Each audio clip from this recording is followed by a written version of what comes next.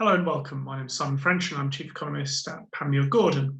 Today we're going to take a look at the outlook for the US dollar, given the recent weakness in the greenback and the impact that is having on investors, both in dollar-denominated assets, but trying to understand some of those key cross rates and the trajectory that that will have in the latter part of the year.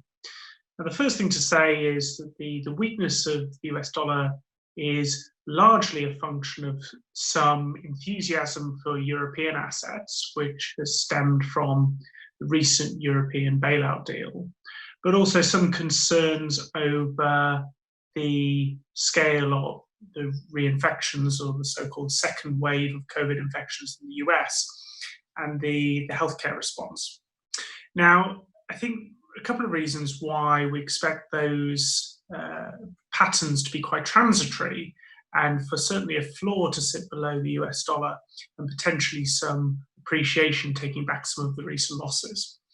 First reason is that taking the enthusiasm for European assets is the European bailout that was announced was an important step, but not a complete step in terms of solving the various structural problems with the European Monetary Union. So there is some common debt issuance, but certainly this isn't what some commentators called a Hamiltonian moment of the federalization of European debt. It's a step on that road, but it is only a step. It isn't the road fully traveled. The second thing to note is, of course, the anxiety over COVID infections in the US as with a lot of things in COVID, is a function of policy decisions 3 to 4 to 5 weeks ago.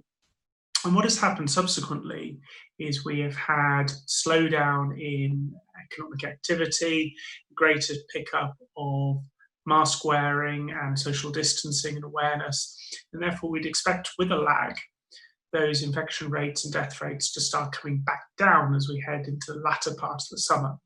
That will provide some additional confidence around the United States COVID situation. And a final function, really, of the reason why the US dollar has been under pressure has been the lack of a succession to the CARES Act that provided the bailout support, the federal unemployment support for US households laid off by the result of the COVID disruption.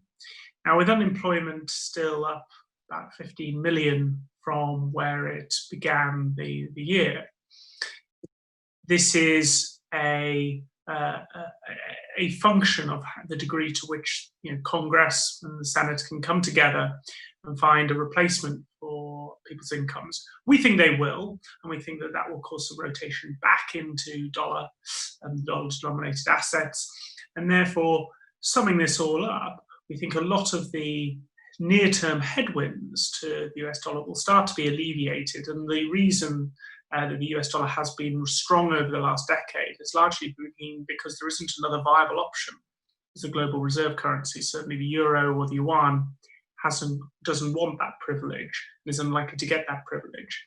So that would be the basis of our more constructive view on the value of the US dollar throughout the second half of 2020.